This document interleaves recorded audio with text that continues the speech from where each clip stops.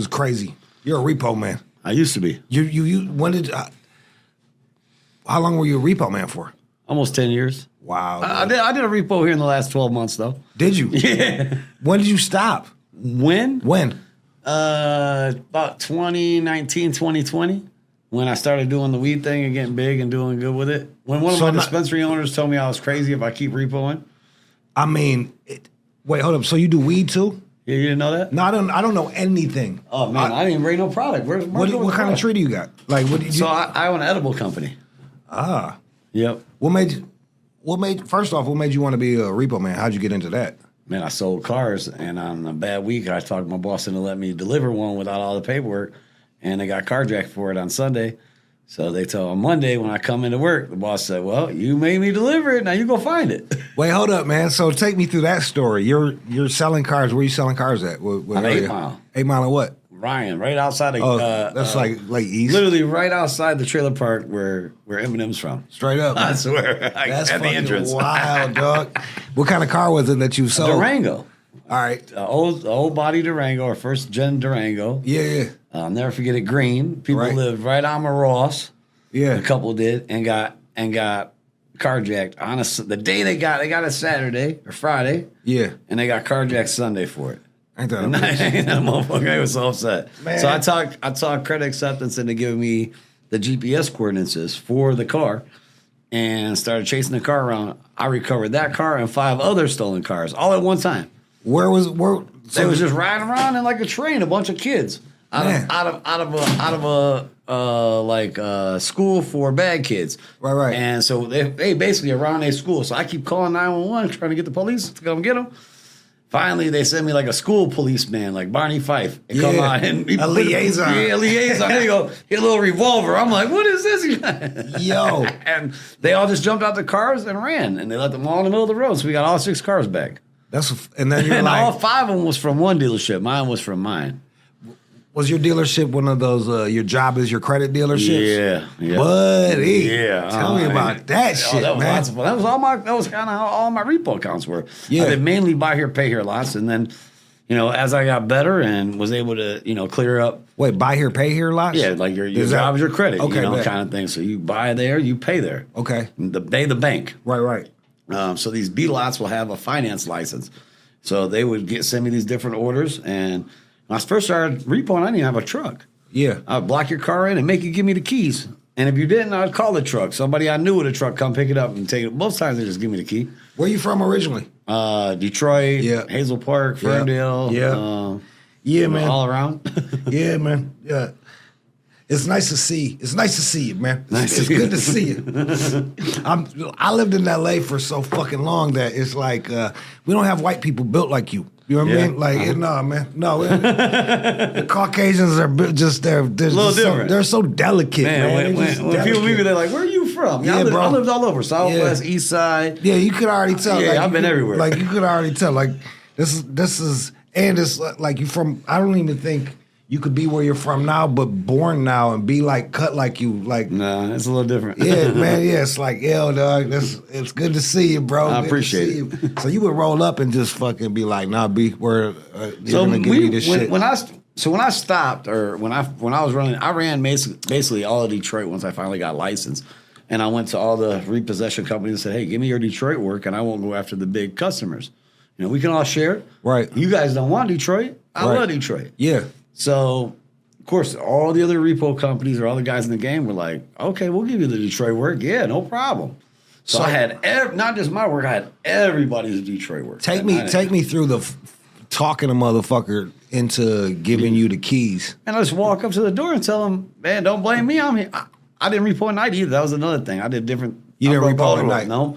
I mean, I did in the beginning, but as I learned, I come to your house 5, 6 o'clock like a man and knock on your door and tell you, hey, man, I'm sorry. This is my job. You got a job. Yep. I'm here to do, a lot of times people are like, man, you know what? I don't know what to do with this thing. Thank you. You forced my hand. Let me have it back because I can't afford it. Right. Now, don't get me wrong. People, try to stab me, shoot at me, all types of crazy things. Well, you can take me through that in a second, too. But, all right, so you're like, you go, you knock on the door. Uh-huh. And this is... What? Tell me what people. You said you're breaking all the rules. Tell me how a repo would go by the rules. Well, normally the rules would be you wait till everybody goes to sleep. Okay. 1, 2 in the morning, slide in the driveway and take the car without somebody knowing. They set it sound asleep. By the time they get up, you gone. Right. I don't work like that in the hood. I sleep. Yeah, I was gonna say somebody awake. There's always someone watching. Exactly. So you ain't getting, and they're watching for everybody. Right. They care about their neighbors. So if you don't want to fight the whole neighborhood, you got to come up with a different way to come get them cars. You know what I'm saying? So yeah. One of my worst ones ever was a crackhead, man. A neighborhood crackhead, man, just decided that I was not taking this woman's car. And it was broad daylight, on the hood, threw a chunk of glass through my hood, through my windshield. Like, I couldn't get away because the car was stuck on the truck the wrong way. It was all bad. So, and I was a felon back then. So what'd you get in trouble for? Carrying a concealed weapon in '97 was my first conviction. You said your first? Yeah, so I was a habitual felon. What was you doing? I was running the streets, but I got caught with a knife or a concealed weapon. Yep. Then I got caught larceny by conversion, cell phone scam. And then I got caught for fake car insurance was my convictions. No shit. So I was like the pettiest habitual criminal you've ever seen. You was like a petty blue white collar criminal. Yeah, I mean they didn't give me for anything I really was doing. They gave me on some dumb shit. Yeah. Well, I mean, that's always when people are like, oh, he was only arrested 4 times. Like, give him a break. I'm like, that motherfucker. If he's arrested 4 times, he's rotten. Like that kid. Yeah, I mean, it was ugly back in the. You do whatever you had to do. Yeah. And what year were you born? 90 or 79. All right, I'm 77, so I already know. So I was convicted of felon at 17 and stayed a felon until 2023. Describe Detroit to people that don't know it, because everybody describe your teenage years in Detroit, just so I want people to understand. Man. This city, how it was back then. Teenage years were wild, man. We were on the street trying to make a buck. My neighborhood, the state fair come through. Yeah. So we had a little different perspective than most. We got to make a little bit extra money. The carnies were custos, We always sold drugs to make money. I mean, that was really the life, There was a bunch, but I guess I'll ask the questions. We had Devil's Night, right? Yeah. And that was because there were so many houses getting burned down. Not our neighborhood. See, our neighborhood, you didn't get down with, we weren't burning down no abandoned house. Somebody else's house could get caught up. Yeah. We were real Devil's Night was not, it was a thing in Detroit, but not our neighborhood. Our neighborhood was tight. Yeah. We cared, Only way a house got burned down was if it got too hot from the police. Right. The police wouldn't leave it alone. The house could be gone eventually, because then the police would leave the area and leave everybody alone. Because they're messing with one. They're messing with everybody. Right. What I mean? They don't just come to the area and mess with one person or their target. They're messing with everybody. For a long time, they were in our neighborhood. It was the DEA. Really? Yeah, we thought there was a sheriff there messing with the hookers. And the whole time, it was the DEA building cases on the whole neighborhood, everybody I knew, for ecstasy. How was the ecstasy? Ecstasy was fire, man. It was great. Shit. It was good times, great money. Man, yeah. I remember, it was when I first moved out to LA. I would tell people it was shorthand. I'm from Detroit because it's just too hard to be like. Too hard to describe where you're from. It's hard to and it was like telling people I had AIDS. It would be like I got syphilis and AIDS. That's what they would like. Go, what the fuck is wrong?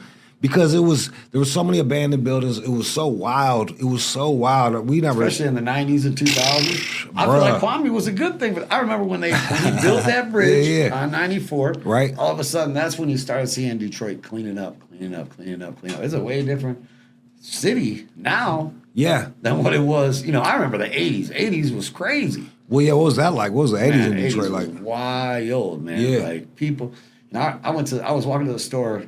6 Mile with my brother one time. He's 4 years older than me, or 3 years older than me, and we were walking, and the guy in front of us was walking. We're just walking down the street. A car pulls up and blows the dude's head off in front of us. Guy doesn't miss a step, just gets back in the car and takes off. One single shot. Blap. The guy was back in the car before the body hit the floor. That's wild. It was the craziest thing. I was probably 7. Yo, amazing. Nuts, 20 feet from me. Yeah, man. It was ugly. What did your parents do? What can they do? I mean, what do they do for jobs? So my dad was a machinist, ODID grinder. Okay. But he was an alcoholic. Man, he lived in the bar. and we were broke. He made good money. He made good money. Yeah. But he didn't take care of home. My mom was a single mom, basically. They got divorced by the time I was in third grade. She was valedictorian of her class, but never went to school. She had me a year out of high school. And, no shit. Struggled. The funny thing is they say the intelligence is passed down through the female shit. Sure. Okay. So that makes sense. You're in luck. Maybe, yeah. Well, you see, look, man. She definitely was valedictorian. Was she had a full ride to Michigan State, and instead had me and went a different route. Did she ever hold that against you? I feel, yeah. She's like, I could have been somebody. Fucking little asshole. Yeah, I was bad. Yeah. She did her best to try to keep me out of trouble and not doing the bad things. You know what I'm saying? But temptation. Sometimes it's like, I don't know, man. Sometimes a person is just behaving logically in a illogical world. Sure. That's what I've been coming to terms with. Like, I look at myself and I'm like, man, that was pretty fucked up. But then you're like, well, not really. It seemed like the right thing to do at that moment. Yeah. It depends on how bad, who you are and where you came from. Different perspectives. You know what I'm saying? I mean, you lived in the neighborhood or certain, different things can go in different spots. Did you like when you said you was pumping on your over at like off State Fair? Was there like certain rules and regulations that you guys would have, like don't rob people or? So our neighborhood definitely have rules. Tell me some of those rules. Man, you could shoot at somebody, but you have beef with them. But if they had a kid on their car, man, you better not even come near them. If it's your worst enemy, they got their kid, they get a pass, no matter what.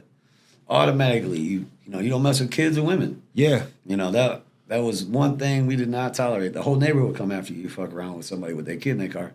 That's awesome. Did not matter who it was, kids and women.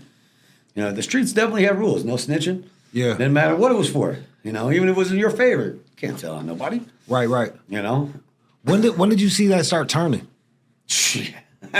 Or was it already? Or was it just your neighborhood was like really special? Until I started getting out of our neighborhood. Our neighborhood was tight, man. It was very close-lipped. Don't get me wrong. There were some guys that told on one another, but it's still to this day. You told on anybody in our neighborhood, everybody knows it. Yeah. You know what I mean? Because they're going to pay the money to figure out who told on them, and, everything's uncoverable no matter what they think. Or, you get the right lawyers involved to spend the right money, you're going to figure out who did what. We kind of stuck together. That's awesome. I wish we had more of that. Like, what are you telling me? It'd be really neat if we had more people just sticking together like that. They definitely don't. I think it's my personal thing is like you're dealing with people that haven't had a dad in the crib in like a long time, so it's just a lot of them operate like chicks, man. So our neighborhood was totally different. We had one guy that passed away in our neighborhood growing up, and he died very young. But before he was murdered, he would go pick up the neighborhood kids without that. Their parents didn't really necessarily give a crap about the kids. Could go to school, not go to school. We're talking elementary. Yeah. He would go pick them up in his nice old school car with rims and drive them to school to get them to go to school every day. He'd get up extra early, even though he was a hustler. Yeah. None of these kids is his. He would go pick them up, get in my car, like he was the bus. That's beautiful. I'm going to get you to elementary school. You're going to go to school. Even if their mom wasn't making them go, you're going to get up and go. That's paying them, whatever he had to do, because we cared about the neighborhood. Man. I mean, you had to. Of course, he got murdered very young. Things happen. Yeah, crazy. So let's go back to the repo shit. When you're selling a car to somebody, I imagine you'd be like, I'm gonna have to come take this. Like, could you tell that like, okay, this is gonna be a repo thing? I necessarily wasn't repoing those cars. I never worked in a spot where I repoed at night. I guess my question is like, can you tell like when you're selling a car, you're like, I'm probably not gonna. For sure. What are the telltale signs of being able to like this is gonna go bad? I mean, there's lots. Like when they ain't got no car, they ain't got no car, got no way, and there's a lot, no job, or can't figure out their paperwork, or even if somebody comes in too prepared, necessarily, what I mean? Like, oh, this seemed too rehearsed. You know what I'm saying? But then you get, I don't know, man. My gut tells me everything. I'll tell my kids, you got screwed. I can tell when you're lying. I mean, I knock on people's doors. They tell me a story. I'm like, all right, now that you got that out, let's start over with the truth. Yeah. You know what I mean? Like, they really could. You can really tell after a while when somebody's giving you bullshit. But then you get these No, I've had some great stories. I had one woman, I'll never forget her. She was on the west side of Detroit off Telegraph.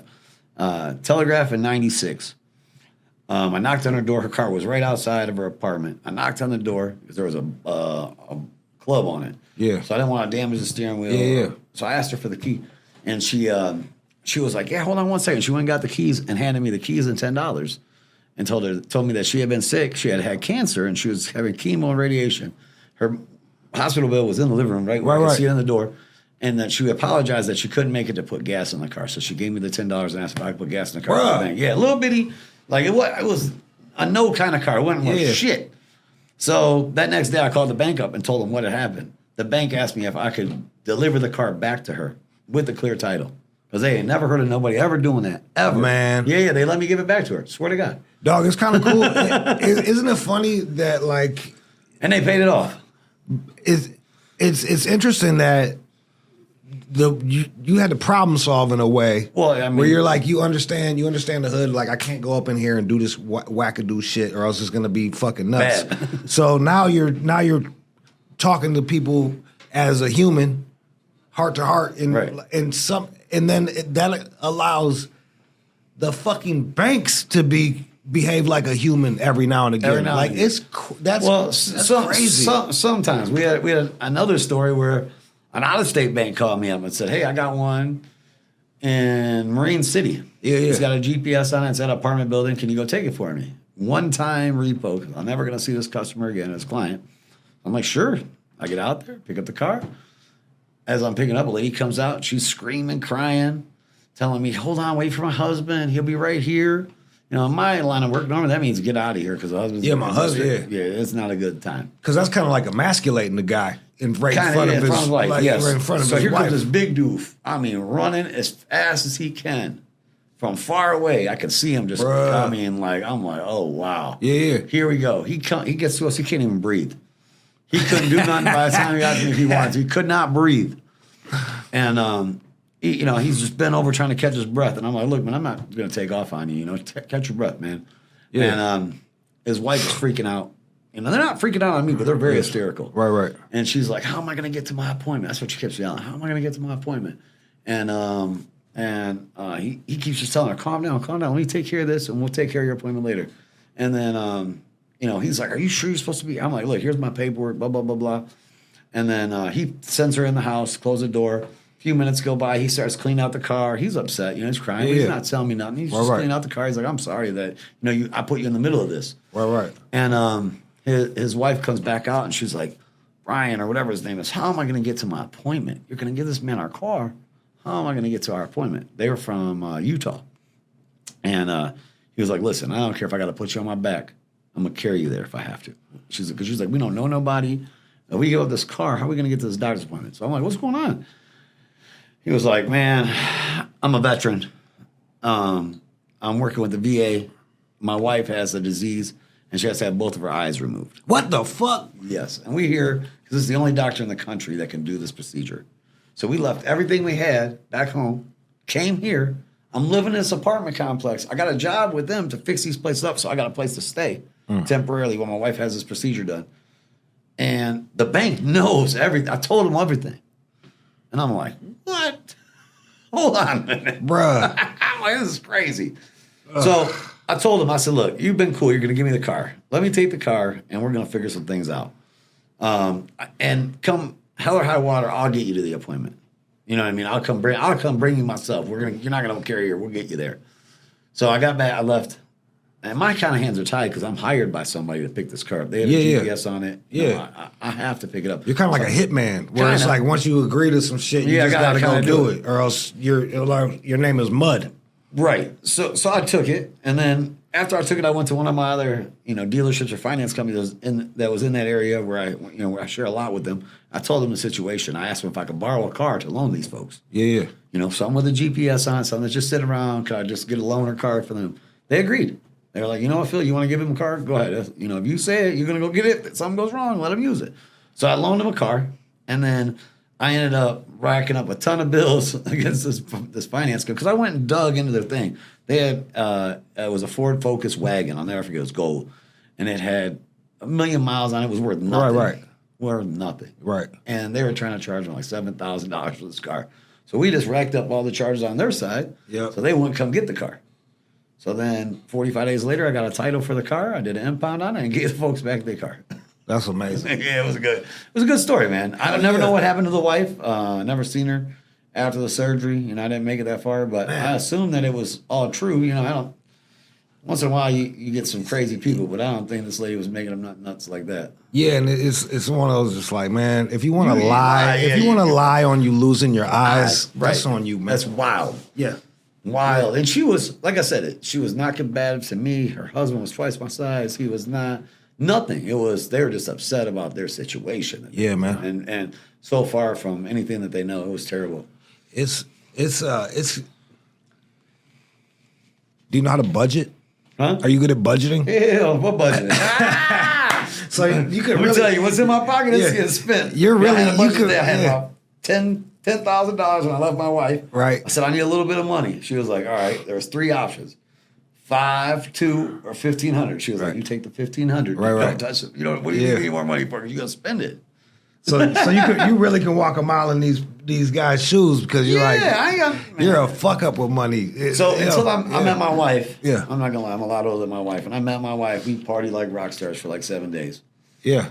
And I owned my repo company at the time. She's like, all right, so when do you go back to normal? I'm like, what do you mean? This is normal. After 7 days, like, this is normal. She was like, when do we go back to normal? Yeah, I'm like, this is normal. And how much younger is she than you? 15 years. Oh, so you were wearing out a young lady, man. Yeah, she's like, well, we can't, this can't be happening. So fast forward, we've been together, we've been married 11 years now. That's beautiful. We got 3 beautiful children, a wonderful house. I have a very successful business. Without her, I had nothing. I had a truck. And I was living. Right. And eating. Yeah. I was nothing. No, I bet, man. How'd you meet her? Through her cousin. She was emancipated, living on her own. She lived in Ferndale. And I knew she was young, obviously. You know, visually you could see she was much younger. She had her own place, everything. I had no idea how young she was. Man, like, look, man, I'm kind of relating with you because I want to have a family and I'm fucking old. Yeah, me too. Like I can't be age appropriate or else our kid's gonna have issues. You know what I mean? Yeah. So I got to go get me a vessel, and it's been real. It's been a tough one, man. So it's beautiful. I'll tell you, this has been working out well. Man, we get along so well. We've been. What, she got any more emancipated family members? I swear we've never even really argued. We never go to med. No shit. She's very old school. We live in a 5,000 square foot house, man. She take care. She don't go to bed at night without the house being perfect, and get up and go to work the next day. She Italian or something? No. I blame it on her. Not blame it, but she was raised by her mom was a nurse, and she had her young. So her grandma basically raised her because her mom was always working, trying to make up. She's got these really old values. School, yeah, she got that old school shit. And it's wild. It is so. I didn't think I was looking for that, but man, it's so wonderful. Yeah, bro. Like we're not meant to be like little. We're meant to be together. Like that's why your dick is facing that way, and the pussy. Like everything is like we're supposed to be together. Yeah. And until I was married before too for a number of years, but no kids. Never had nothing. I couldn't save anything. You had some sad Christmases, I bet, man. Oh, man. Christmas sucks without kids, man. Hell yeah, dude. Well, it sucked, man. When I was a kid, it sucked. Man, we was broke. Yeah. The firefighters would come to my house. Yeah. Breaking stuff. That's where I was getting my presents at. I ain't gonna lie, man. They come show up.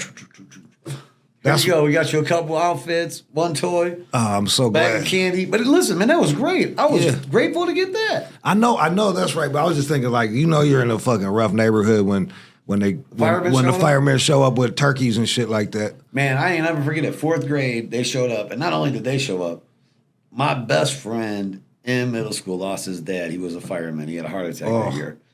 The kids showed up. His children. That was my best friend. Him and his brother showed up to my house with the fire department to deliver the presents, right? We went to school with him. And, I was so embarrassed. I'm like, why would somebody... I got to go back to school with these kids. What?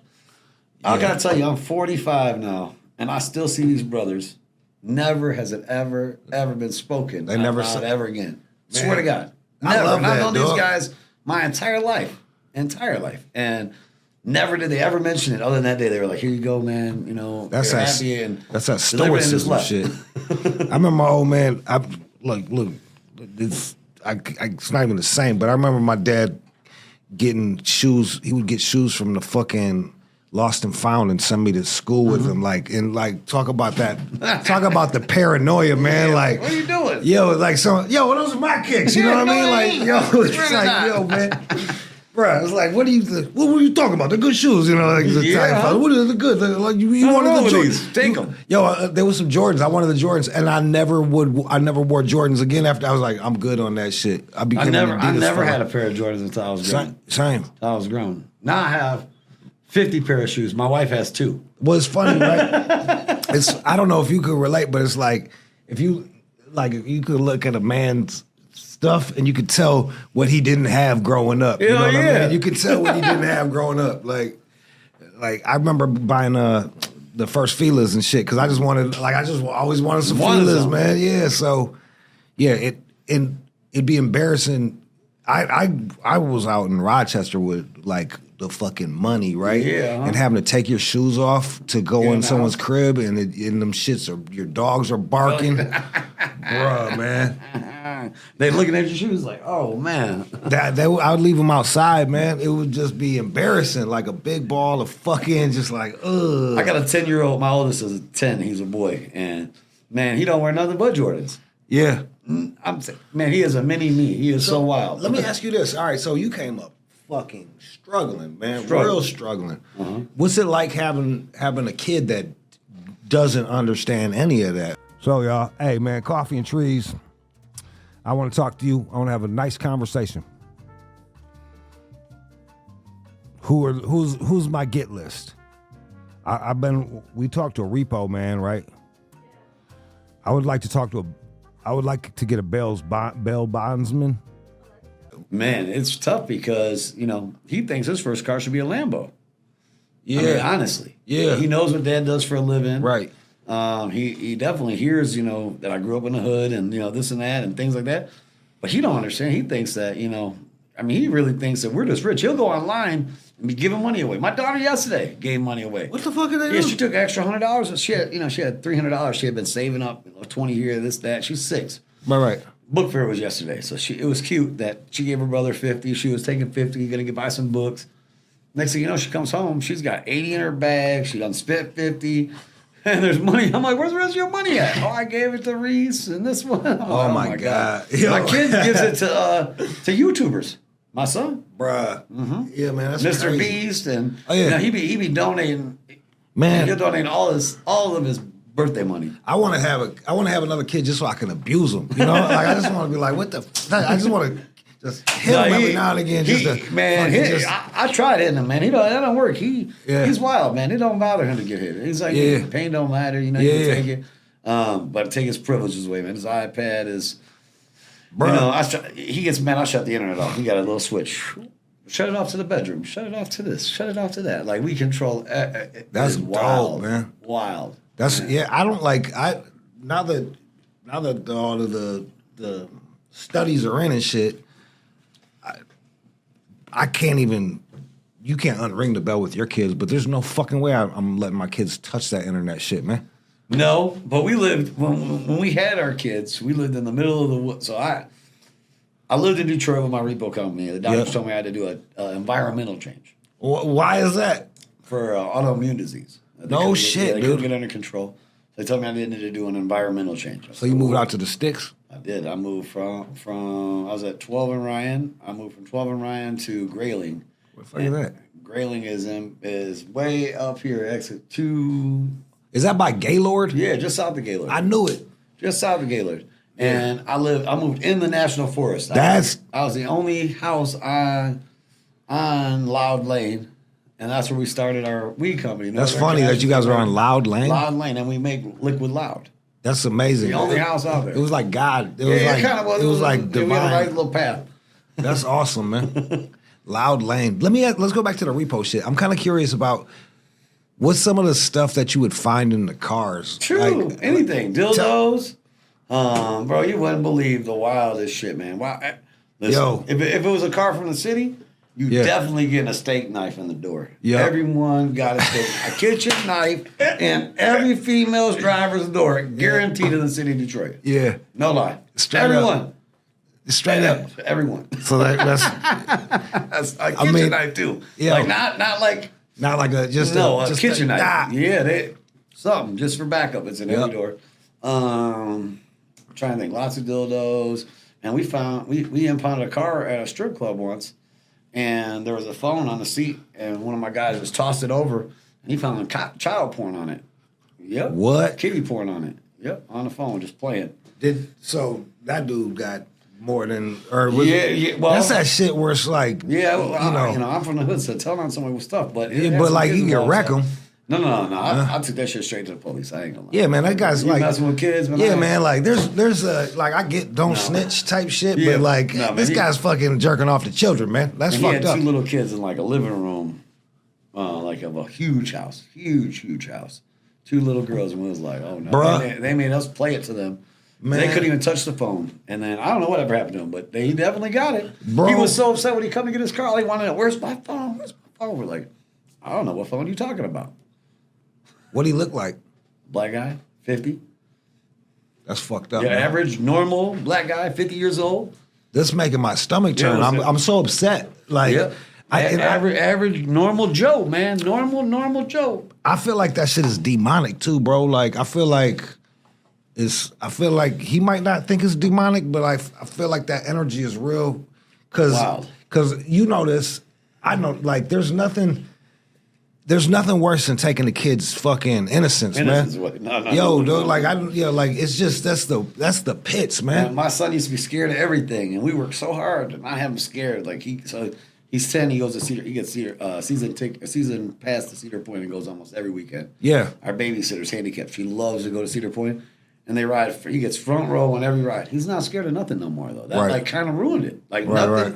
You know what I mean? Like it took his innocence away from being scared of this or hesitant or this and that. Like I'm almost regretful for pushing it. You know what I mean? Like it was cool, and now it's happening. I'm like, well, wait a minute. You're not scared of that. You're not scared of this. You want to try that? Hold on. Because I think there's something like I don't know what. There's something magical that kids have, you know, like they got that there's something magical that they have that where I even feel like they're connected to the divine in a way that the grown-ups aren't, because you just get beat up and don't know what to think. Yeah, and it's like, man, just doing that, and I feel like that's what the fuck these people want, and that's why they do those fucked up things, man. I believe it. So I believe it. That's for sure. We're against that. I hear that, man. I put my foot down there. We're gonna catch all these motherfuckers. Yeah, bro. Honestly, man, like it's fucked up, man. Yeah, so I know, like, I didn't like my household was real rough growing up. So, like, I never believed in a fucking thing. You know, I just believed in the other shoe falling. Like that's the only thing that I believe in the worst. So I would look at little kids all happy, and I'd be like, "What the fuck you so happy about?" And I'm like, "Cause you're jealous that the innocence was." They're like, "Oh man, you're jealous that they get to be a child." Bro, man, I wish I could go back. I ain't gonna lie, man. Right? I wish. I would change a lot of different things. That's for sure. What do you mean? Man, I would spend more time. I mean, I had a brother that passed away of cancer in 07, so I would have spent more time with him if I'd have known. Yeah. And I thought we'd grow old together, man, you know? What about you and your old man? He's gone. He passed too? Did he drink himself to death? Or? Yeah, I mean, he never got sober, but he got okay with himself, and he lived in another state. He died a year before my son was born. He died right as I was cleaning my kind of act up. Yeah. My brother died years before that. You know, it was sad, man. No one really got to see me really clean my shit up and turn the other side. Even my grandma, and she just passed on Good Friday. I've been doing good. I've been living far away. I moved back down to Oakland County 3 years ago.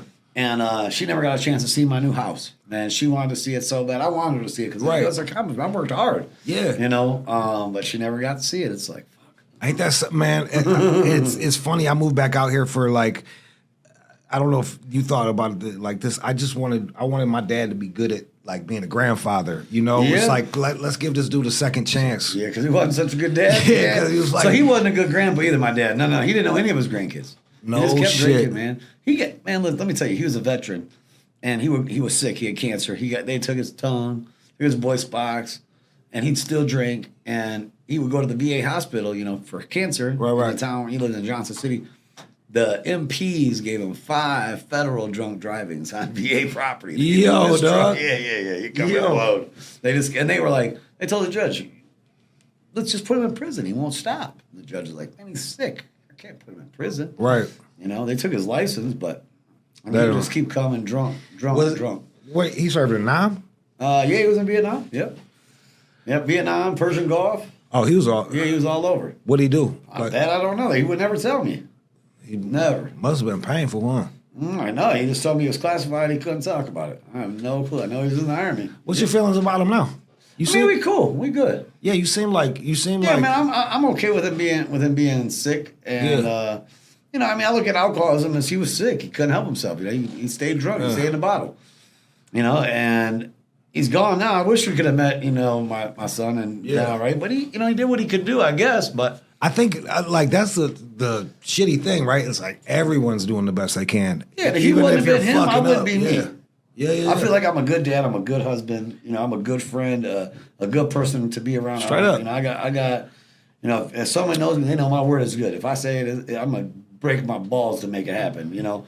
So, and that's why I don't take on things I can't do or I don't think I can do. If I'm telling you I'm gonna do it, I'm gonna do anything I can to make it happen. So, isn't it funny? Like you learn. Sometimes you learn from the fucked up shit. That's right. It's like you learn what you don't want to be and what you do. How did you learn how to be with a lady? Because that was something I always had like such a hard time with. Because I didn't know, like, all I knew was the streets. Broken home. Yeah, all he knew is like, fuck it, like, don't trust her, don't do this. Like, how did you get to that? She puts up with me. I ain't gonna lie, man. She takes care of me, man. She's the much more mature one in our relationship. I hate to say it. She got me on the straight and narrow. Even today, man.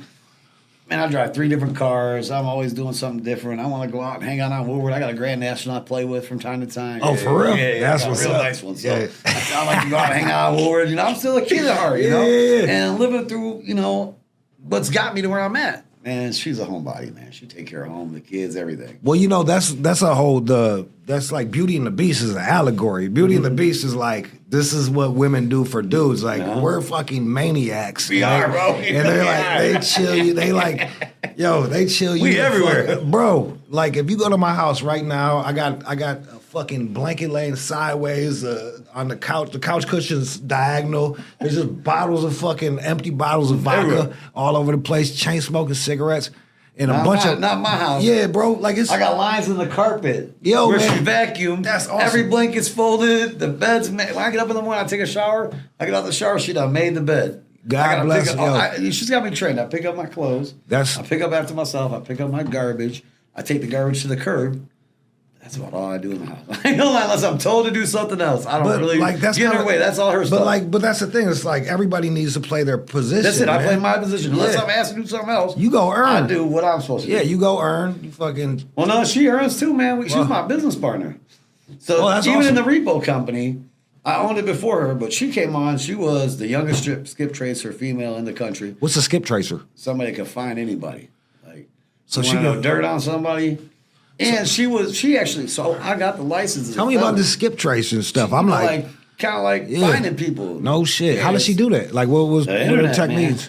Man. Internet, man. She dig and dig. She can find out anything about anybody, man. Let me tell you. Wow. Nothing. And you know, she has different software she can use and implicate and be able to do things differently. She was the best for a long time. For a long time, man. She did, and she was the youngest licensee in the country for the longest time. She got her license at like 19, 20 years old. Man, you'd be a piece of shit without her, huh? I would. Yeah, you'd be a giant fucking big old turd, man. You better take her out somewhere nice, man. Like, you better treat her good. Fucking A, man. You ain't like, yo, I be dogging chicks, but like, I just think everybody should play their part, right? You know what I mean? Like, she definitely played. I'm telling you, man. Without me, she's holding you down, bro. That's awesome, man. She definitely does. Take her to a steak dinner or some type nice shit. Yesterday, she told me, "Get ready, we're gonna go to dinner when we get home." I didn't even ask where we're going. I showed up in Crocs. She took me to a Japanese steakhouse last night for dinner. I was like, "What the hell, bro?" That's awesome. She gets anything she wants, but she don't want. I mean, he was laughing on the way in. He's like, "You need to wash your truck, man." I washed it this morning, but it's an older Escalade. Yeah. I'm like, "Oh, that one." I'm like, "That's my work truck." My wife got a brand new Escalade. She can get anything she wants. That's what's up. Like, She's spoiled. I like you got that old school shit about you, man. You got the old school vibe about you. Gotta take care of the wife. No, you got to, man. Like it fucking breaks my brain when I see people going Dutch and shit. Like I'm like, what the fuck is this Dutch shit, man? I Like got a cousin, her and her baby daddy been together 20 years. They go half on a mattress. Bruh. Like what the fuck is that, man? Yeah, that don't make no sense to me, man. I'm like, what the fuck? Going half on a mattress. Half on a mat. Yo, there was this dude was staying with my sister.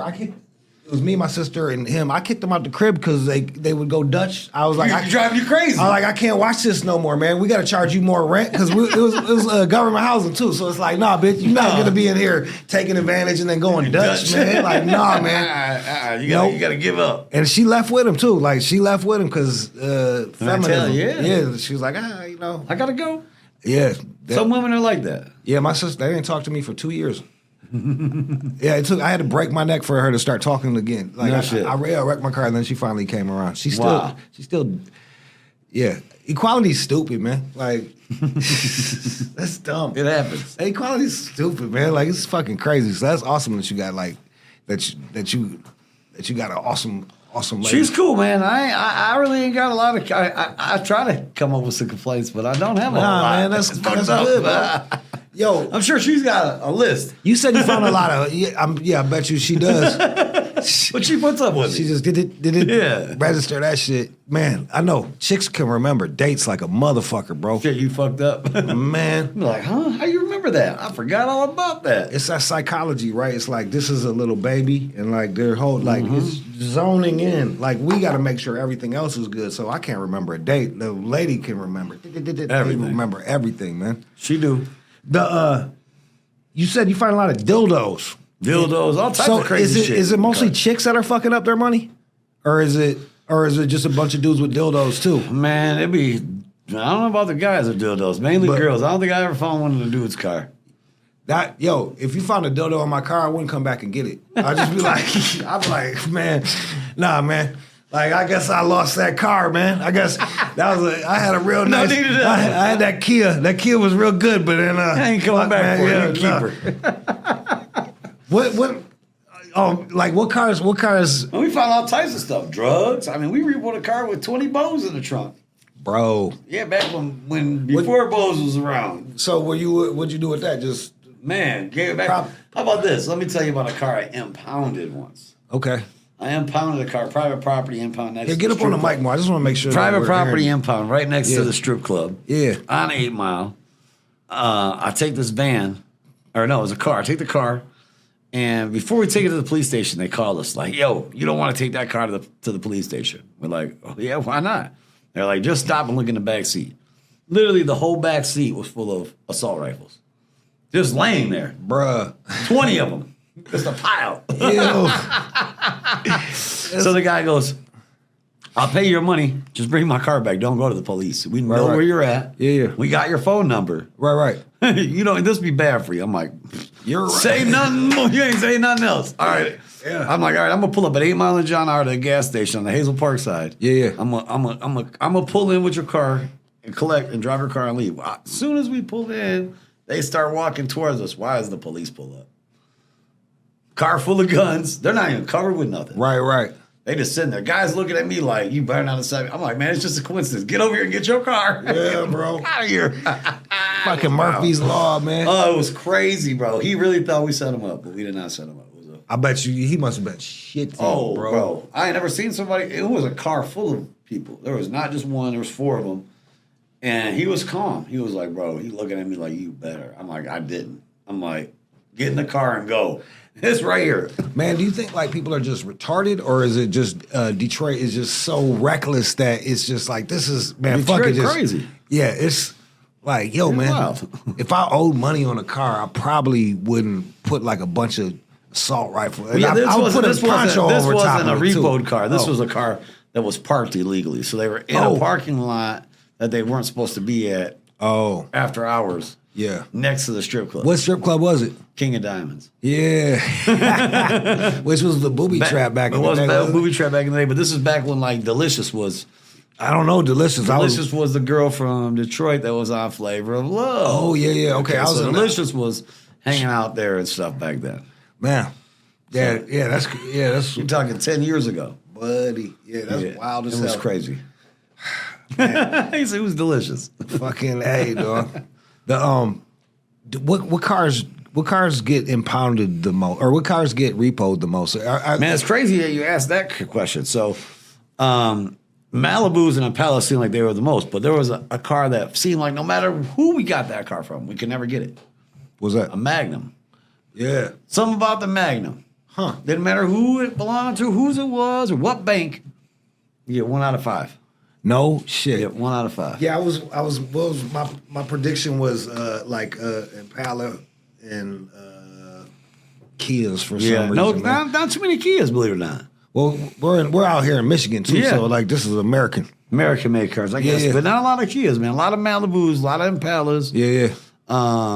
But the Magnum was like infinite, man. You got a Magnum, man. I ain't ever gonna find that one. Like I don't know. Yeah, man. But I repoed Bentleys, Porsche trucks, you name it, we took it. What semi trucks? Have you?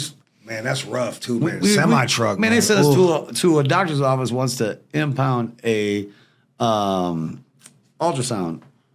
equipment. I ain't from OB's office. I'm not lying.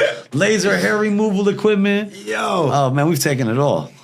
Yo, you gotta miss a bit of it, huh? I do. That's kind of why we've been doing the weed thing for quite some time. I'm not gonna lie, man. So I did take some rather easy repos for some trailers over the last year or so because they, my old clients of mine like, Phil, you can't find nobody for me. I'm like, they're just a trailer. I'll go get it. I got a good pickup truck. Let's go. It seems like and I'm not a felon anymore. I got a gun. So this is like just talking to you, right? You got the personality where you want to solve problems, and you're a people person. So who would have thought that like there's a perfect job for everyone out there? Definitely a perfect job for everyone. The repo man. Repo man. People love me as a repo man. I was the most loved repo man ever. Man, I wouldn't even be that bummed out if you. Now, don't get me wrong. There was some people that there was a guy repoed his mom's truck. I'm not gonna lie. He held me at gunpoint. He took his mom's Escalade from me in the projects. Held me at gunpoint. Took his mom's truck. Next day he went and paid it off. Yeah. I'm not kidding you. This guy could have killed me 10 times over the next 6 months. He would catch me at the most odd times. Nobody around. I didn't see him. He'd pull up on me. But he was cool. He was super cool, man. He'd be like, "Go ahead, man. I got your back. I'm gonna watch you. I'm gonna watch for you. I got my thing on me because I knew he had a gun. Right. I'm a felon. I don't have a gun. Right. But he would pull. Man, he would just get vulnerable as hell. And he just in different neighborhoods. He knew my truck. It stood out. He would just he just whoop up on me and be like, "Don't worry, I'm watching for you, Phil. I got you, man. Don't worry." Have you? I'm guessing you have gotten a physical altercation. Oh yeah, off of man. that shit. I almost lost my foot getting stabbed. Fell down on the ice and they stabbed your foot. It was ice. I slipped and fell and broke my tibia and fibia. Ooh.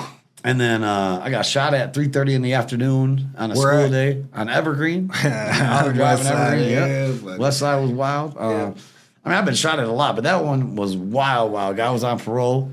So what neighborhoods? What if you had to rank the wildest neighborhoods East in the side, city? 7 Mile, Gratiot. Yep, Gratiot and Connor. I was just worse. Yo, bro, the worst. Bro didn't even. Nothing against y'all. Wow. Yeah, actually, it's funny you say that because they ain't playing over there. Yeah, I got some buddies from by over there, and I remember this is when I was like, I can't hang out with these guys anymore because they were family and they was trying to hit each other with cinder blocks and shit. Yeah. And I was just like, I'm not related, dog. You're gonna kill me. Yeah, I'm not related. The uncle's trying to crush the other buddy with a cinder block, and their floor didn't have it was a dirt floor. I was just like, I felt like I was in like Appalachia or some shit. Like, what the fuck is this, man? So that's funny that you said that. The East side definitely, man. It's been the reigning champ. Pontiac was bad too, though. Yeah. Well, the thing with Pontiac is it's like we're like dirt people with something to prove, like country bumpkin-y. Yeah, man, the Mexicans in Pontiac were crazy to me. Bruh. Pots and pans and pit bulls, man. They come at you with everything. It was... Yeah, man. Wow. Well, it's funny you say that, man, because the Mexicans chased out the black people out of Pontiac. Oh, yeah, they did. They was like, they came in and was like, fucking... It's us. Bruh, I watched it like over time, like 20-year period. They fucking just... All the black people went to Waterford now. fucking. It was like, man, we the fuck out, bro. They came in and just set up shop, bro. They just want to chill out. I mean, maybe Waterford's near I live in Davisburg, so Waterford to Pontiac is that's where I'm always going through with my old school. Yeah, I'm in Clarkston, so I'm right there. I'm right there above you. Yeah, I'm between Clarkston and I'm Holly. giving you my number, man. We're hanging out. I live between Clarkston and Holly. I'm right behind the Oakland County Fairgrounds. Oh, bet. I don't know where that is, but I'm going to say we're going bet to like because that sounds good. Taco Festival or any of that Taco stuff? Festival, man. I lived in L.A. It was a taco. Taco Fest everywhere. Every day was a taco festival. Yo, man, I appreciate you coming on here. I appreciate you having me on. Dude, it was awesome. Nice meeting you. We're loud. Man, I didn't even loud. bring none. I'll give you some. I got some in the car. I'll give it to other people. That shit makes me want to kill myself. What, smoking? Yeah, man. If I do that, I think about everything I You hate weed? about myself. That's